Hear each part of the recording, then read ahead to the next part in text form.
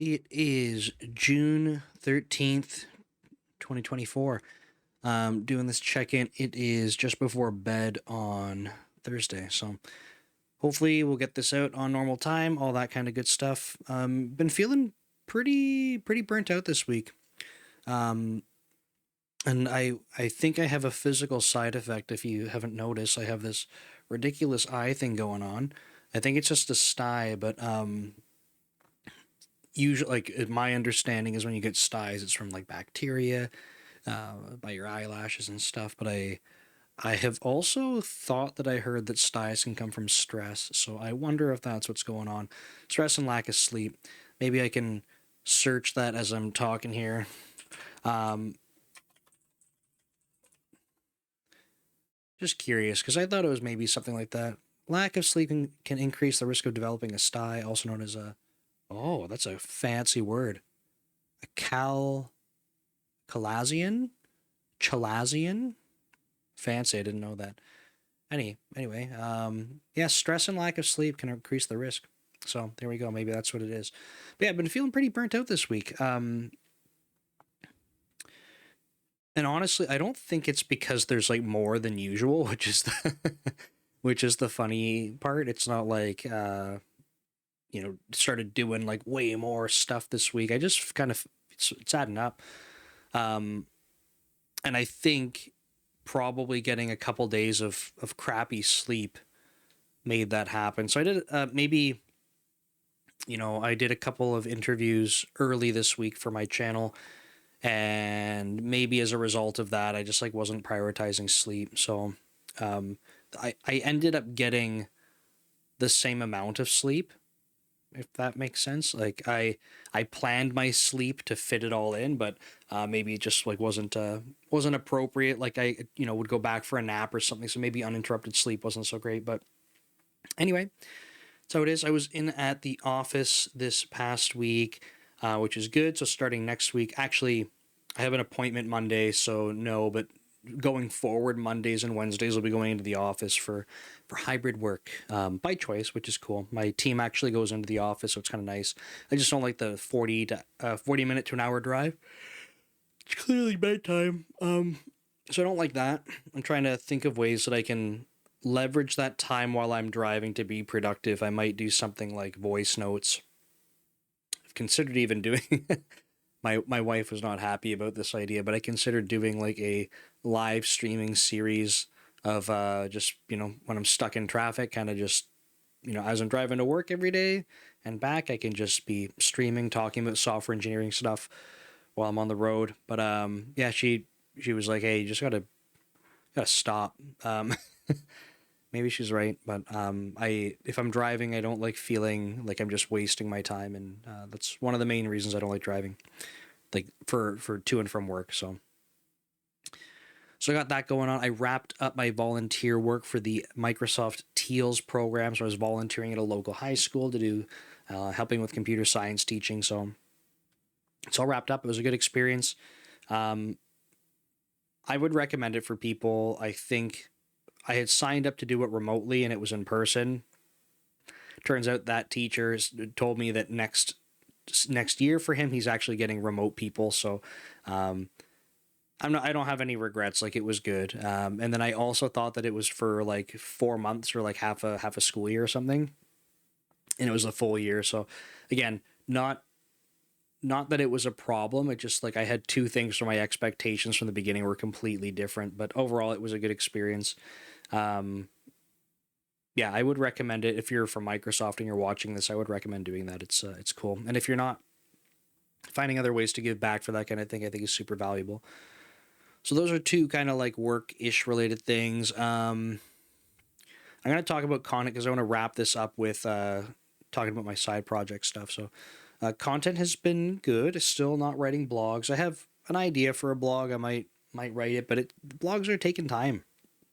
They're taking time, and I would rather be building things or doing videos. And the sort of the time that goes in, I've talked about this before. The time that goes into a blog article is just absolutely not worth it. But I'll come back to this in a moment. I think if I don't forget to talk about it. But no blogs. Videos have been going good. I've had Mentioned I was doing some sponsorship stuff. So for Pact Publishing is one of the book companies.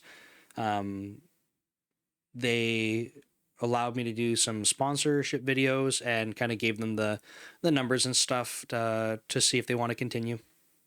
Which is tricky because I think if they're sponsoring people doing posts on LinkedIn and that kind of thing, the feedback is very immediate, right? You do one post, no one's going back to LinkedIn posts like after a week, after a day or two, you're probably like the drop off is pretty ridiculous. But sometimes the algorithm will kind of recycle it a little bit and you might have it pop up on a feed, but you get very quick feedback about what's working.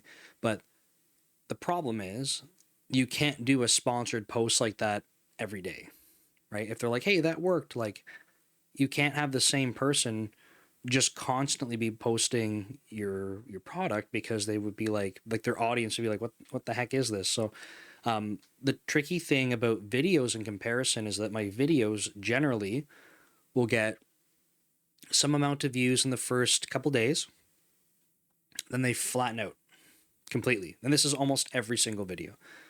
They flatten out for a while. Maybe they'll kind of trickle people in.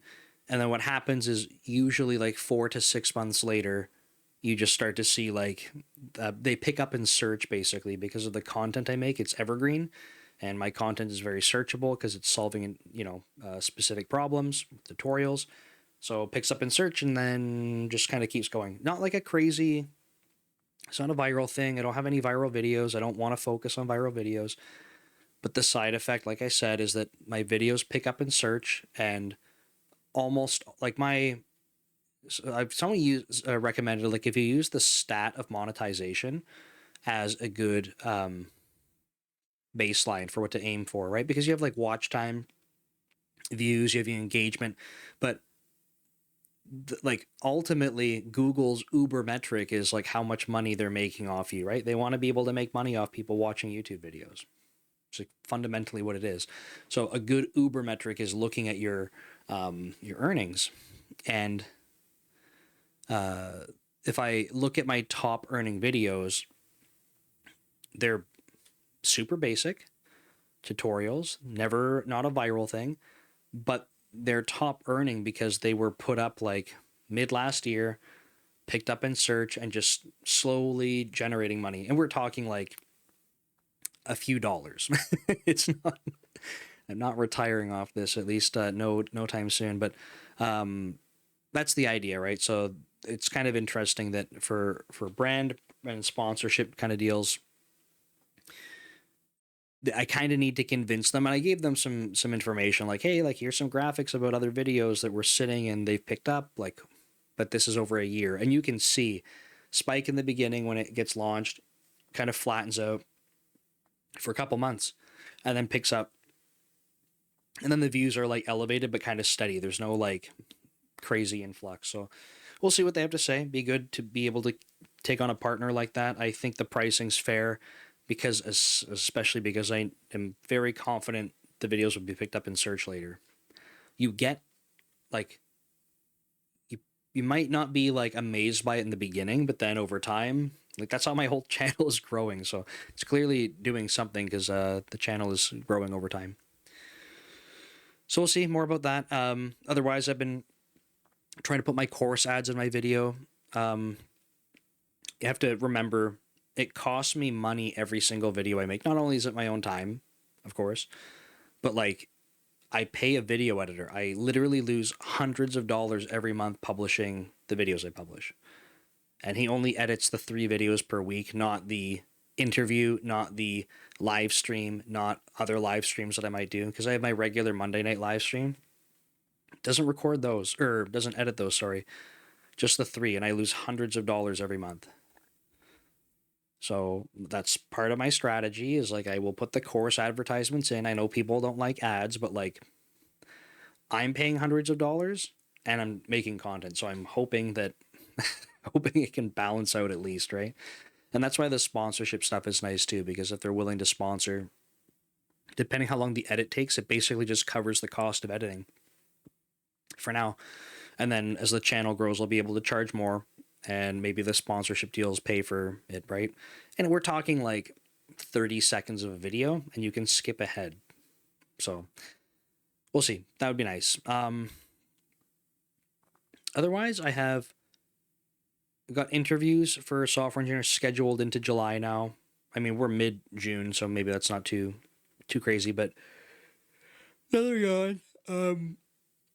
Yeah, so that's kind of nice. There's a queue of people. I'm going to be doing an interview for someone else tomorrow about probably the topic will include some interviewing about for like junior software engineers and stuff like that. So that'll be cool. It'd be nice to be on someone else's channel for a bit. And yeah, I think that's it. I've been doing the coding live streams. I should mention this, we did a refactoring one. So someone messaged me and said, hey, could you talk about, or could you basically guide me through this and give me some advice? And I said, hey, like, you know, or they actually, I won't get into the details anyway, but we basically agreed that it would be mutually beneficial if I can get them on a live stream and kind of talk about the code. So we did like a 2 hour stream, and it's probably one of my most successful streams in terms of viewership and people being engaged. It was really cool to have just people in the chat talking about stuff. So that was really good. I've been trying to do more streaming with code separately from my Monday stream. So kind of round that out. But that brings me to the side project. And I think I'm going to try to soft launch on Monday. We have our site basically ready, which is cool. And I guess it's time to announce it.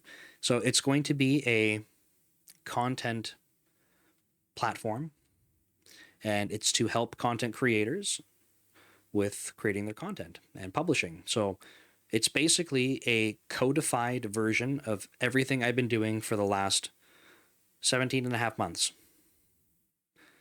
And all of my content creation is systemized. Is that the word? Systematized or systemized? Something? That's what it is. I basically I repeat things over and over every week. Most of my content is not published directly on the platform itself. I have automation that will take content that I curate. I write it, I curate it, and it gets published out of my repository of content. I have enough. I'm behind about, I don't know, 30 to 50 videos. 50 might be an exaggeration. 30-ish videos that are long form that I have to turn into shorts. I'm behind on 30 of them. And I have, if I were to post 3 videos a day, I have an evergreen content repository of helpful videos. What's the math on that? If I posted 3 a day, I'd have 40 days. No, I'd have 80 days worth of content. Yeah, I'd have 80 days worth of content before you would see the same video. So I could take from off of social media, and this is the benefit of this content system. So I could take 80 days off of social media and still be posting. And you probably would not see the same video, right, in those 80 days, or at least my audience would not. So there's actually information about this. Some of the big creators will say like 95% of your audience has never seen content that you've posted before, right? So you can repurpose it.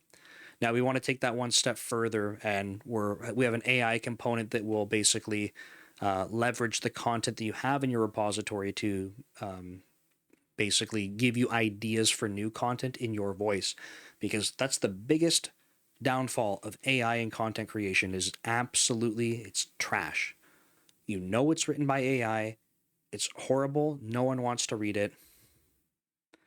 And if it happens to be correct factually, which is somewhat rare, right? That it's a good and factual, that it's factual, it's not good.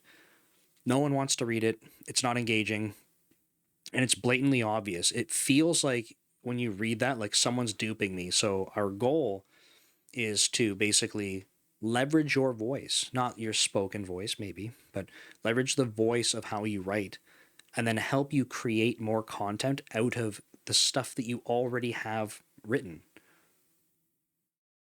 Right? So we can help refine what you've written. We can help give you more ideas for new content for repurposing. But my goal with this, right? This is what I've been doing personally. I just have not written the code to do it. I've kind of put systems together with automation and different tools to be able to do this, but we're trying to build the platform to do it so other people can benefit. And the reason I know that this is valuable is because if you look at my content creation platform, I'm not the most successful creator in the world, right? I don't have viral videos, but something that's worth thinking about is I have a 9 to 5 job as an engineering manager. For the first year and a couple months of my content creation, I was trying to do a startup with my nutrition platform on the side. I was going to the gym, still am, and trying to train for bodybuilding competitions at the same time. Right. And my point is that I was doing all of this content creation stuff at the same time. I released 3 courses that are paid for at the same time. I know that this content strategy works because that's exactly how I've grown everything I've done. And people that may disagree with the sort of what I'm proposing here about having sort of a repository that you can lean on. Like, I keep making new content, right? But I have a buffer to be able to repost. I have that. I never go into a content scheduling thing and go schedule content. I don't have to. I just keep making new content, and if I miss a day, doesn't matter. My oldest content will get posted. So, by doing this, if I can switch even myself over to this platform and not be spending all of my time writing code, right? I like writing code, don't get me wrong. But basically, if I can have this platform in a way where I'm not fighting the other tools that I've been using, I can free up more of my own time to write better content. I mentioned the blog stuff before. I could go back to writing blogs. I haven't been able to because I've been coding or I've been fighting this platform that I'm using for my automation already to be able to post stuff. So for anyone else, they would basically be able to build up exactly the way I'm doing without having to pay the price of putting the system together, because that's what I've been doing on the side on top of everything else I mentioned for the last 17 and a half months. Now, if someone else could come in, you are a better storyteller than me, right? Your content will take off much more successfully than mine. You're more engaging in videos. If you want to do videos, they'll take off better than mine. But it's all about evergreen content.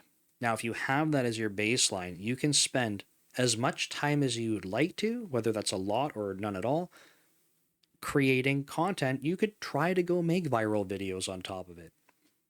You have time to do it now.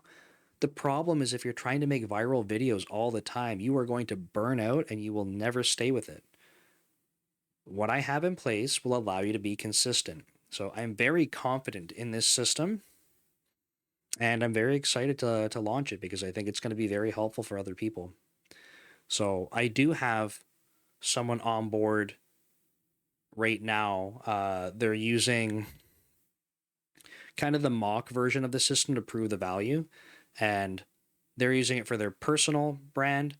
They're about to onboard their business, and they may do a second business with it. I am basically purely going to do the growth of this platform using the platform itself to prove that it works. That's how confident I am in it. I'm going to use the platform itself to grow the platform because I believe it. Because it's exactly what I've done for my own stuff. So, very excited about that. We have a small team together. They're also very motivated, which is cool. It's nice to have a bunch of people together that feel motivated on something. And yeah, I'm super pumped. It is called BrandGhost. BrandGhost.ai. So we have one of those AI domains. We're super fancy. So pumped. Hopefully that's Monday. And I think that's going to wrap it up. So thank you so much. Thank you for your support. If you're watching this in the future, hopefully you've come across BrandGhost and it's been successful and you're using it. And you can look back on this video and say, oh, that's when Nick was talking about putting that together. So that's what I've been working on for the past few months, is turning that into a codified system. The soft launch will be a waiting list. The system is currently working, but the user interface is not. So gotta go pretty that up, make it nice to use. And yeah, thanks again. We'll see you next week. Take care.